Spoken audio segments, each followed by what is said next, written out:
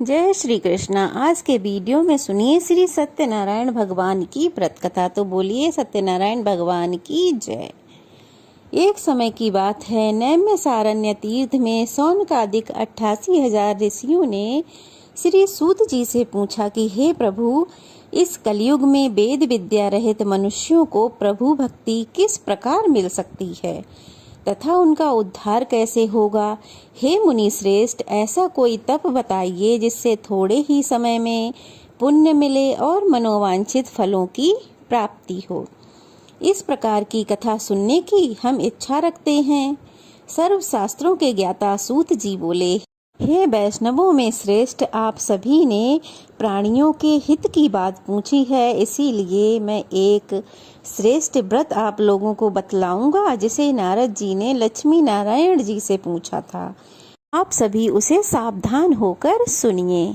एक समय की बात है, योगी राज नारद जी दूसरों के हित की कामना के लिए अनेक लोकों में घूमते हुए मृत्यु लोक में आ पहुँचे। यहाँ उन्होंने अनेक योनियों में जन्मे प्रायः सभी मनुष्यों को अपने अपने कर्मों द्वारा अनेकों दुखों से पीड़ित देखा। उनका देख नारद जी सोचने लगे कि कैसा यत्न किया जाए कि जिसके करने से निश्चित रूप से मानव के दुखों का अंत हो सके।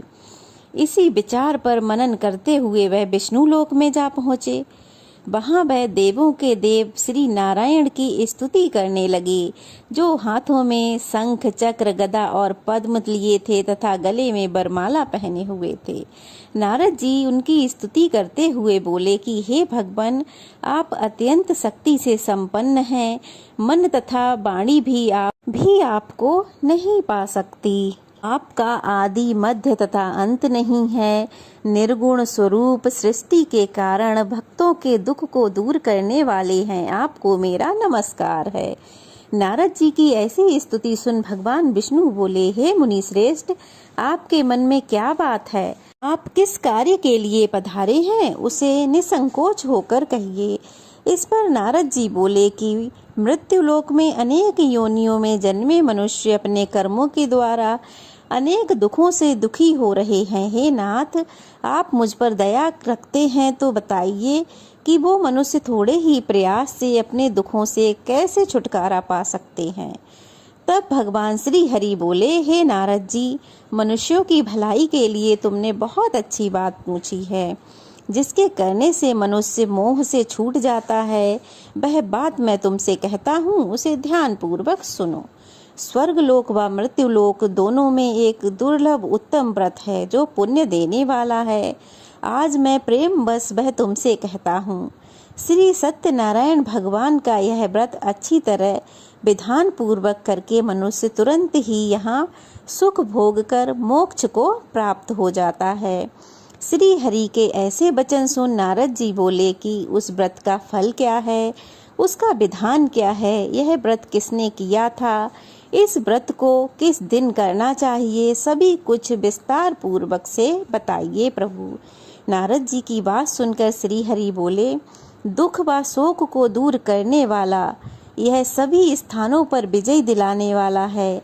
मानव को भक्ति व श्रद्धा के साथ शाम को श्री सत्यनारायण भगवान की पूजा धर्म परायण होकर ब्राह्मणों व बांधव बंधुओं के साथ करनी चाहिए। भक्ति भाव से ही नैवेद्य केले का फल, घी, दूध और गेहूं के आटे से सवाया प्रसाद बनाना चाहिए। उसमें शक्कर डालनी चाहिए तथा गुड़ मिलाना चाहिए। इन सभी पदार्थों को मिलाकर भगवान को भोग लगाना चाहिए। ब्राह्मणों सहित बंधु बांधवों को भी भोजन कराएं। उसके बाद स्वयं भोजन करें। भजन कीर्तन के साथ भगवान की भक्ति में लीन हो जाएं। इस तरह से सत्यनारायण भगवान का यह व्रत करने पर मनुष्य की सभी इच्छाएं निश्चित रूप से पूरी होती हैं। इस कलिकाल अर्थात कलयुग में मृत्युलोक में मोक्ष का यही एक सरल उपाय बताया गया है। श्री सत्यनारायण भगवान की कथा का पहला अध्याय समाप्त, दूसरा अध्याय प्रारंभ। श्री सूत जी बोले, हे ऋषियों, जिसने पहले समय में इस व्रत को किया था उसका इतिहास कहता हूँ, ध्यान से सुनो। सुंदर काशीपुर नगरी में एक अत्यंत निर्धन ब्राह्मण रहता था। भूख प्यास से परेशान वह धरती पर घूमता रहता। ब्राह्मणों से प्रेम करने वाले भगवान ने एक दिन ब्राह्मण का भेष धारण करके उसके पास जाकर पूछा कि हे विप्र, नित्य दुखी होकर तुम पृथ्वी पर क्यों घूमते हो? दीन ब्राह्मण बोला, मैं निर्धन ब्राह्मण हूँ, भिक्षा के लिए धरती पर घूमता हूँ। हे भगवान, यदि आप इसका कोई उपाय जानते हो तो बताइए। तब वृद्ध ब्राह्मण बने भगवान कहते हैं कि श्री सत्यनारायण भगवान मनोवांछित फल देने वाले हैं, इसीलिए तुम उनका पूजन करो। इसे करने से मनुष्य सभी दुखों से मुक्त हो जाता है। वृद्ध ब्राह्मण बनकर आए सत्यनारायण भगवान ने उस निर्धन ब्राह्मण को व्रत का सारा विधान बताकर वह वहां से अंतर्ध्यान हो गए। ब्राह्मण मन ही मन सोचने लगा कि जिस व्रत को वृद्ध ब्राह्मण करने को कह गया है, मैं उसे जरूर करूंगा। यह निश्चय करने के बाद उसे रात में नींद भी नहीं आई। वह सवेरे उठकर सत्यनारायण भगवान के व्रत का निश्चय कर भिक्षा के लिए चला गया। उस दिन उसे भिक्षा में बहुत सारा धन मिला, जिससे उसने बंधु बांधवों के साथ मिलकर श्री सत्यनारायण भगवान का व्रत संपन्न किया। भगवान सत्यनारायण का व्रत संपन्न करने के बाद वह निर्धन ब्राह्मण सभी दुखों से छूट गया और अनेक प्रकार की संपत्तियों से युक्त हो गया। उसी समय से यह ब्राह्मण हर माह इस व्रत को करने लगा। इस तरह से सत्यनारायण भगवान के व्रत को जो मनुष्य करेगा वह सभी प्रकार के पापों से छूटकर मोक्ष को प्राप्त होगा। जो मनुष्य इस व्रत को करेगा वह सभी दुखों से मुक्त हो जाएगा। इस प्रकार नारद जी से कहा हुआ श्री सत्यनारायण का व्रत मैंने आप लोगों से कहा। तो मुनि श्रेष्ठ बोले, हे विप्रवर, इस संसार को और किस किसने किया, यह भी हम सब सुनना चाहते हैं। तब श्री सूत जी कहने लगे, हे मुनियों, जिस जिस प्राणी ने इस व्रत को किया है अब उसकी कथा भी सुनो। एक समय वह ब्राह्मण धन और ऐश्वर्य के साथ बंधु बांधवों के सहित पूजन कर रहा था कि उसी समय एक लकड़हारा आया। उसने अपनी लकड़ियां बाहर रख दी और वह ब्राह्मण के घर के अंदर चला गया। प्यास से व्याकुल उस लकड़हारे ने ब्राह्मण को एक व्रत करते हुए देखा। उसे देख वह अपनी प्यास भूल गया और उसने पूछा, हे ब्राह्मण देवता, आप ये किसका व्रत कर रहे हैं? इस व्रत को करने से क्या फल मिलता है, कृपया मुझे भी बताएं। तब ब्राह्मण ने कहा, सब मनोकामनाओं को पूर्ण करने वाला यह श्री सत्यनारायण जी का व्रत है। इनकी ही कृपा से मेरे यहाँ धन धान्य आदि की वृद्धि हुई है। विप्र से इस व्रत के बारे में जानकर वह लकड़हारा बहुत प्रसन्न हुआ। भगवान का चरणामृत लेकर भोजन करने के बाद वह अपने घर को चला गया। अगले दिन लकड़हारे ने निश्चय किया, आज गांव में लकड़ी बेचने के बाद जो भी धन मिलेगा मैं उससे श्री सत्यनारायण भगवान का व्रत करूंगा। ऐसा निश्चय कर वह लकड़हारा लकड़ियों का ढेर अपने सिर पर रख जिस नगर में धनवान लोग रहते थे वहां चला गया। उस दिन लकड़हारे को अपनी लकड़ियों के चौगुने दाम मिले। अब वह बूढ़ा लकड़हारा प्रसन्न होकर उन पैसों से आटा, दूध, घी, दही, शक्कर और गेहूं का चूर्ण इत्यादि श्री सत्यनारायण भगवान का व्रत करने की इच्छा से सभी सामग्री ले आया। फिर उसने घर आकर अपने सभी बंधु बांधवों को बुलाकर भगवान श्री सत्यनारायण की पूजा और व्रत किया। इस व्रत के प्रभाव से वह बूढ़ा लकड़हारा धन, संतान, सुख आदि सभी सुखों को भोग कर अंत में बैकुंठ धाम को चला गया। तीसरा अध्याय प्रारंभ। श्री सूत जी ने कहा, हे श्रेष्ठ मुनियों, अब एक कथा और कहता हूँ, ध्यान पूर्वक सुनो। पूर्व काल में उल्कामुख नाम का एक बुद्धिमान राजा था। वह सत्य वक्ता और जितेंद्रिय था। प्रतिदिन मंदिरों में जाता और गरीबों को धन देकर उनके कष्ट दूर किया करता। उसकी पत्नी सुंदर और सती साध्वी थी।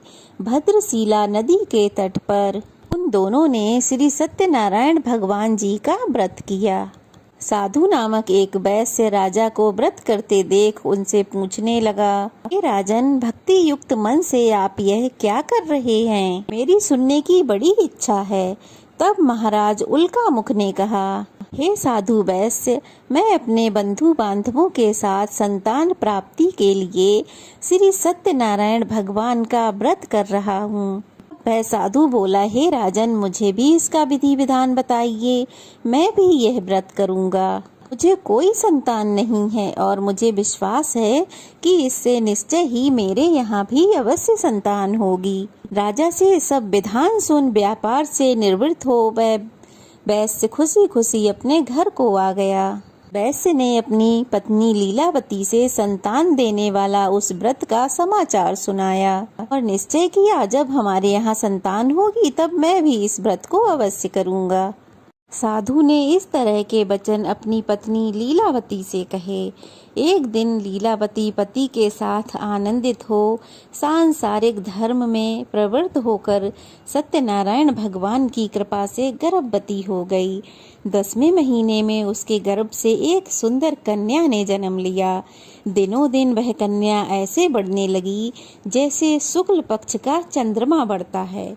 माता पिता ने अपनी कन्या का नाम कलावती रखा। एक दिन लीलावती ने मीठे शब्दों में अपने पति को याद दिलाया कि आपने सत्यनारायण भगवान के जिस व्रत को करने का संकल्प किया था उसे करने का समय आ गया है। अब आप इस व्रत को कर लीजिए।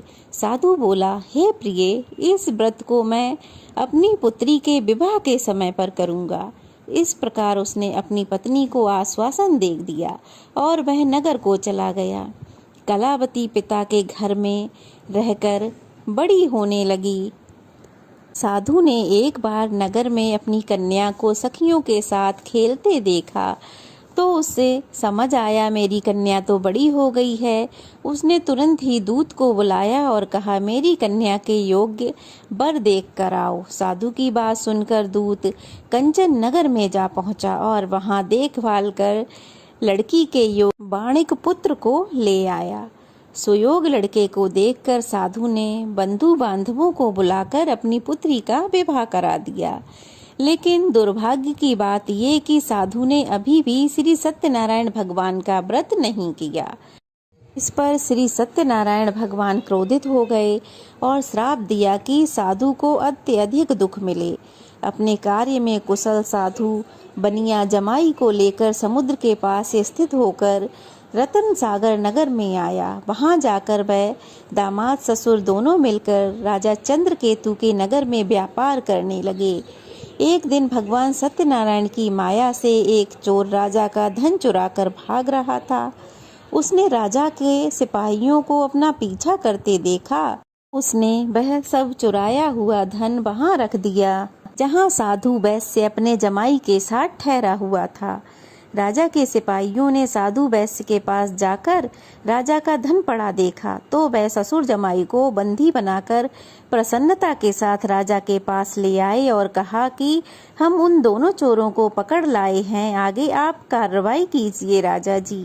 अब क्या था, राजा की आज्ञा से उन दोनों ससुर जमाई को कठिन कारावास में डाल दिया गया और सारा धन उनसे छीन लिया गया। श्री सत्यनारायण भगवान के श्राप से साधु की पत्नी भी बहुत दुखी हुई। घर में जो धन रखा था उसे चोर चुरा कर ले गए। शारीरिक तथा मानसिक पीड़ा व भूख प्यास से अति दुखी हो अन्न की चिंता में कलावती एक ब्राह्मण के घर गई। वहां उसने श्री सत्यनारायण भगवान का व्रत होते देखा। फिर कथा सुनी और प्रसाद ग्रहण कर वह रात को घर वापस आई। तब माता ने कलावती से पूछा कि हे पुत्री, अब तक तुम कहाँ थीं? तेरे मन में क्या है?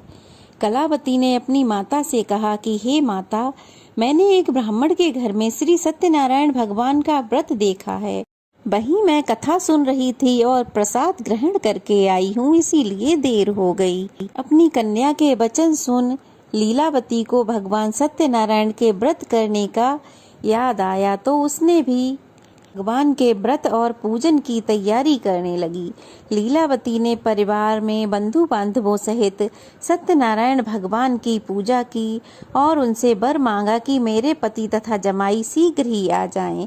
साथ ही ये भी प्रार्थना की कि हमें क्षमा कर दीजिए, हमने आपका व्रत पालन नहीं किया, हम सबको क्षमा कर दीजिए। श्री सत्यनारायण भगवान इस व्रत से संतुष्ट हो गए और राजा चंद्रकेतु को स्वप्न में दर्शन देकर कहा कि हे राजन, तुम उन दोनों वैश्यों को छोड़ दो, और तुमने जो उनका धन लिया है उसे वापस कर दो। अगर ऐसा नहीं किया तो मैं तुम्हारा सारा राज्य, धन, संतान सब नष्ट कर दूंगा। राजा को स्वप्न में ऐसा कहकर भगवान अंतर्ध्यान हो गए। अब प्रातःकाल ही सभा में राजा ने अपना सपना सुनाया और फिर बोले कि बाणिक पुत्रों को कैद से मुक्त कर सभा में लाओ। उन दोनों के आते ही राजा ने उनको प्रणाम किया।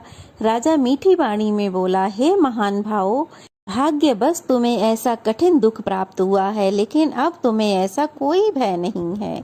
ऐसा कह राजा ने उन दोनों को नए वस्त्र आभूषण पहनाए और जितना धन लिया था उससे 2 गुना धन वापस कर दिया। दोनों वैश्य अब अपने घर को चल दिए। चौथा अध्याय प्रारंभ। श्री सूत जी बोले, वैश्य ने मंगलाचार कर अपनी यात्रा आरंभ की और अपने नगर की ओर चल दिया। उनके थोड़ी दूर जाने पर एक दंडी भेषधारी श्री सत्यनारायण भगवान ने उनसे पूछा कि साधु तेरी नाव में क्या है? अति वाणी बाणिक हंसता हुआ बोला, हे दंडी, आप क्यों पूछते हो? क्या धन लेने की इच्छा है? मेरी नाव में तो लता पत्ता भरे हुए हैं। वैश्य के कठोर वचन सुन भगवान बोले, तुम्हारा वचन सत्य हो। दंडी ऐसे वचन कह वहां से दूर चला गया और कुछ दूर जाकर दंडी महाराज समुद्र के किनारे बैठ गए। दंडी के जाने के बाद साधु वैश्य ने नित्य क्रिया के पश्चात नाव को जब ऊंची उठता देखा तो उसे बड़ा अचंभा हुआ, और जब उसने नाव में देखा तो वह मूर्छित हो गया। उसने देखा कि नाव में तो लता पत्ता ही भरे हुए हैं। जब उसकी मूर्छा खुली तो वह अत्यंत शोक में डूबा वहां बैठा। तब उसका दामाद बोला कि आप शोक क्यों मना रहे हैं? यह तो दंडी का श्राप है, इसीलिए अब हमें उनकी शरण में चलना चाहिए, तभी हमारी मनोकामना पूरी होगी।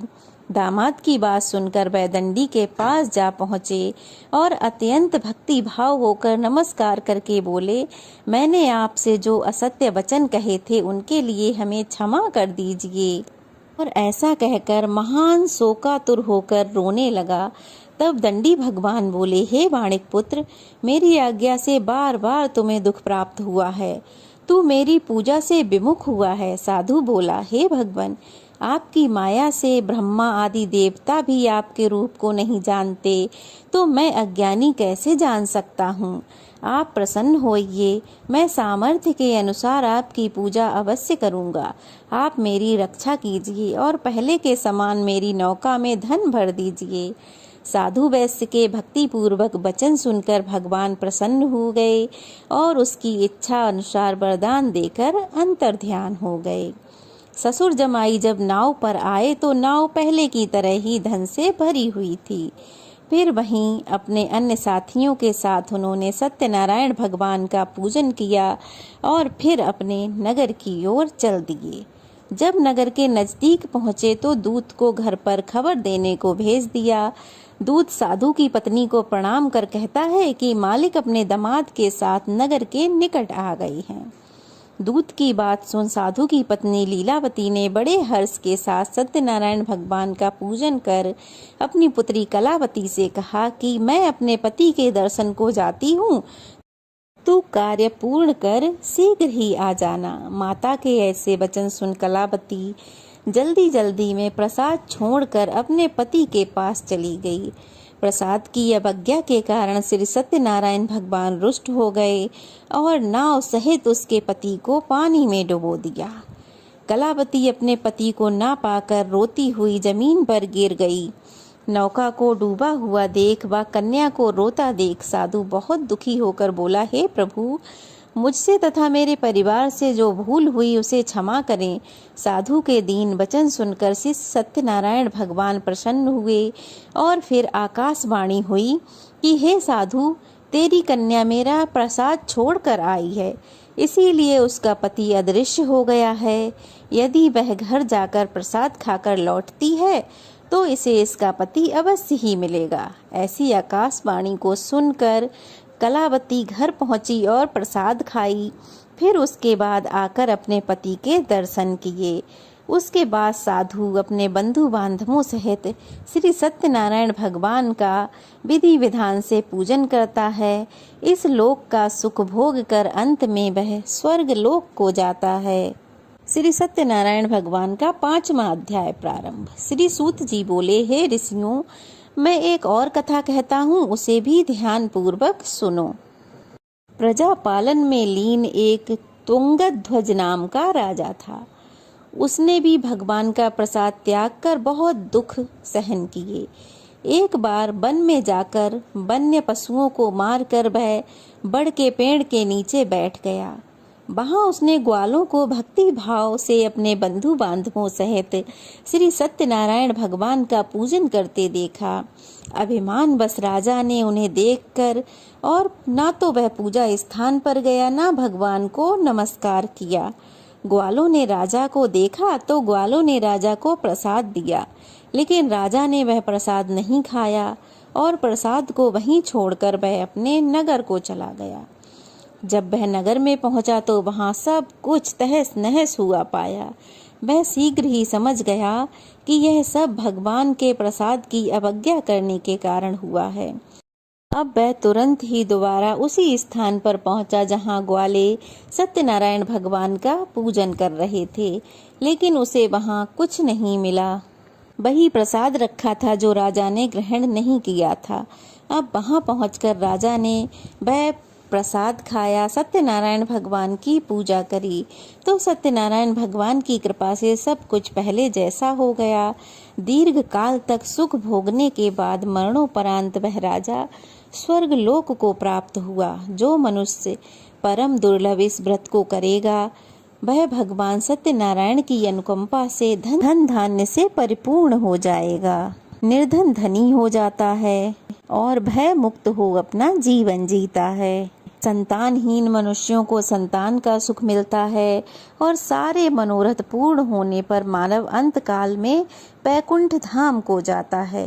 श्री सूत जी बोले, जिन्होंने पहले इस व्रत को किया है, अब मैं उनके दूसरे जन्म की कथा कहता हूँ, ध्यान पूर्वक सुनो। वृद्ध सतानंद ब्राह्मण ने सुदामा का जन्म लेकर मोक्ष की प्राप्ति की। लकड़हारे ने अगले जन्म में निषाद बनकर मोक्ष प्राप्त किया। उल्का मुख नाम का राजा दशरथ बनकर बैकुंठ धाम को गए। साधु नाम के वैश्य ने मोरध्वज बनकर अपने पुत्र को आरे से चीर कर मोक्ष पाया। महाराज तुंगध्वज ने स्वयंभू होकर भगवान में भक्ति युक्त हो कर्म कर मोक्ष को प्राप्त किया। श्री सत्यनारायण भगवान की कथा समाप्त। सभी प्रेम से बोलिए सत्यनारायण भगवान की जय।